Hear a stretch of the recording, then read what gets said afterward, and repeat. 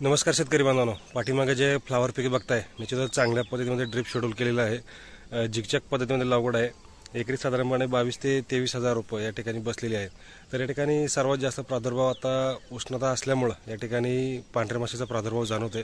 तर पांढऱ्या माशीवरती आपल्याला कंट्रोल करण्यासाठी या ठिकाणी चांगल्या सुरुवातीलाच या ठिकाणी कंट्रोल करणं खूप गरजेचं आहे। त्यासाठी आपण पिवळे चिकट सापळे या ठिकाणी आपल्याला लावून घ्यायचे, हे आपल्याला चांगल्या पद्धतीने काम करणार आहेत।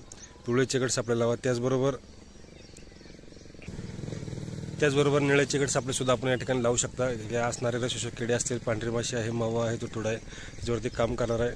त्याचबरोबर पांढरी माशी आणि झाड कडू राहण्यासाठी या ठिकाणी आपण सुरुवातीलाच बेनिव्याचा वापर या ठिकाणी 2 ते 2.5 ml प्रति लिटर म्हणजे एकरी 240 ते 360 ml प्रति एकर याप्रमाणे वापरू शकता। त्याचबरोबर झाडं सुरुवातीपासूनच कशी कडू राहतील यासाठी जोर देणं खूप गरजेचं आहे, म्हणजे महत्त्वाचं आहे।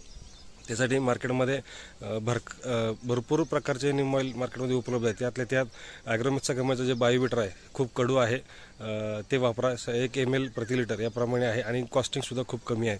त्यामुळे बायोबिटर या ठिकाणी गरजेचं आहे। त्यामुळे बायोबिटर म्हणजे अर्थात नीम ऑइल 1 ml प्रति लिटर, त्याचबरोबर बेनिव्या असेल तर 2 ते 2.5 ml प्रति लिटर याप्रमाणे वापरून घ्यायचे, म्हणजे झाडं सुरुवातीपासूनच कशी कडू राहतील ह्यासाठी काम करायचे। दुसरा स्प्रे घेत असताना साधारणपणे फ्लावर 21-25 दिवसाची झाली असेल, मोठी अवस्था झाली असेल तरीसुद्धा पांढऱ्या माशीचा प्रादुर्भाव वापरतोय।